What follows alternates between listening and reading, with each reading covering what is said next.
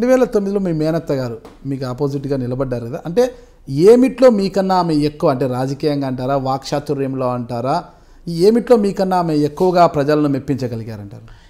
వారు ఎక్కువ నేను తక్కువ, నేను ఎక్కువ వారు తక్కువ అనే ప్రశ్న లేదు. It is not the question of individuals. నేను చెప్పాను కదా ఆ రోజు ఒక పొలిటికల్. మీ మేనత్త గారి పేరేం పేరు? అన్నపూర్ణ గారు. అన్నపూర్ణ. ఏ పార్టీ నుంచి నిలబడ్డారు? వారు తెలుగుదేశం. సో ఇప్పుడు ఇక్కడ బంధువులో లేకుంటే పార్టీలో అనేది ఇష్యూ కాదు, వ్యక్తులు ఇంపార్టెంట్ కాదు. ఇక్కడ చెప్తున్నాను, ఆ రోజు ఎలక్షన్ వాతావరణం ఆ విధంగా ఉండే కాబట్టి వారు గెలిచి వచ్చారు. తో మళ్ళీ తర్వాత గెలిచి వచ్చారు. అట్లయితే నేను మొదటిసారి 89లో గెలిచాను, 94లో గెలిచినప్పుడు, 94లో గెలిచినప్పుడు మొత్తం రూరల్ తెలంగాణలో ఇద్దరమే ఎమ్మెల్యేలు గెలిచాను. సౌత్ తెలంగాణలో రెడ్డియా నాయకు, నార్త్ తెలంగాణలో సురేష్ రెడ్డి. నేను గెలిచి నిజామాబాద్ నుంచి హైదరాబాద్కి నా కాంగ్రెస్ మా ర్యాలీ వస్తూ ఉంటే అందరు ఆశ్చర్యపోయారు, ఎందుకంటే తోపంటి ఒక్క వ్యక్తి గెలలే. సో అటువంటి వాతావరణంలో కూడా గెలిచి వచ్చాను. సో అటువంటి టైంలో నన్ను గెలిపించారు, వేరే టైంలో అప్పుడప్పుడు ఓడిపోయాను. సో ఇదంతా కూడా ఇట్ ఇస్ అ మిక్స్. కాబట్టి ఈ మసాలాతో తయారయ్యేది ఏంటంటే ఒక మంచి రుచిగల డిష్. ఆ డిష్ ఏంటంటే డెవలప్మెంట్. సురేష్ రెడ్డి గెలాలా, ఓడాలి. ఆ తర్వాత సురేష్ రెడ్డి అనుభవము, సురేష్ రెడ్డి ఓటమితో నేర్చుకున్న పాఠాలు అవన్నీ కూడా చివరికి ప్రజలకు న్యాయం జరిగే విధంగా, వారికి ఇంకా అభివృద్ధి జరిగే విధంగా ఉండాలి అనేది ఆ దిశలో నేను ఆలోచిస్తాను. ఆ రోజు మీ మేనత్త గారిని వెళ్ళి సంప్రదించలేదా మీరు? కుటుంబాలంతా ఒకసారిగా ఆపోజిట్గా నిలబడితే ఓట్లు చీలుతాయి, మన మధ్యలో ఎందుకు పోటీ? నేను రాజకీయ పరంగా నా పార్టీయే నా కుటుంబం, కార్యకర్తలే నా అన్నదమ్ములు, అంతే తప్ప రాజకీయాల్లో బంధువులు, చుట్టాలు, లేకుంటే పిల్లలు, కొడుకులు ఇవన్నీ కూడా ఏమీ నమ్మేవాడిని నేను కాదు. నేను ఏ పొలిటికల్ పార్టీలో ఉంటానో ఆ పొలిటికల్ పార్టీయే నా కుటుంబము, ఆ పొలిటికల్ పార్టీ సభ్యులే నాకు అన్నలు, తమ్ముళ్ళు, అక్కలు, చెల్లెలు. So we go with that spirit. కాబట్టి మీరు చూస్తూ ఉంటారు, నా ఎలక్షన్లో కూడా మా పెద్ద బంధువులు ఎక్కువ ఉండరు. ఎక్కువ శాతం మా కార్యకర్తలే నా ఎలక్షన్ మేనేజ్ చేస్తూ ఉంటారు. ఏదో వాటితో కోఆర్డినేట్ చేస్తానికి మా ఫ్యామిలీ మెంబర్స్ ఒక్కోళ్ళిద్దరు ఉంటారు తప్ప మిగతా అంతా కూడా మా పార్టీ ఆర్గనైజేషన్ ద్వారానే నడుస్తుంటుంది. 2009లో ఏదో ఒక కుటుంబం నుంచి ఉంటే ఒకవేళ తెలుగుదేశం పార్టీకి ఆదరణ ఉందనుకోవడంలో అప్పుడు ఆయన వాళ్ళు గెలిచి ఉండొచ్చు. అయితే 2014 జీవన్ రెడ్డి అనే ఒక వ్యక్తి చాలా సామాన్యమైన కార్యకర్త, అతను టీఆర్ఎస్ నుంచి నిలబడ్డారు. అంటే ఆయన మీద మీరు పలుసార్లు విమర్శలు కూడా చేశారు. ఉమెన్స్ ట్రాఫికింగ్ విషయంలో కూడా జీవన్ రెడ్డి గారి మీద మీరు విమర్శలు కూడా చేశారు.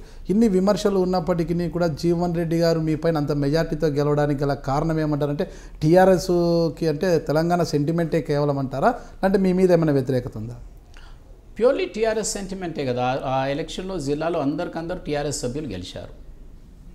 పార్లమెంట్ పోయాది, ఎమ్మెల్యేలు పోయారు, అందరు పోయారు. సో ప్రతిసారి సురేష్ రెడ్డి రికార్డ్ క్రియేట్ చేయాలా, ఒక్కడన్నా గెలవాలంటే సురేష్ రెడ్డి ఈజ్ నాట్ అంత మీరు అనుకున్నంత బలం కాకపోవచ్చు మరి. ఎందుకంటే 94లో గెలిచాను, 99లో గెలిచాను, 2004లో గెలిచాను, 89లో గెలిచాను, మరి ఇక్కడ ఎందుకు ఓడిపోయావంటే అయితే అప్పుడప్పుడు అంతేగాని బాల్కొండ నియోజకవర్గం ఒక మండలాన్ని తోకబట్టుకొని నేను ఆర్మూర్కు రావడం తప్పు అని మాత్రం ఒప్పుకోరు.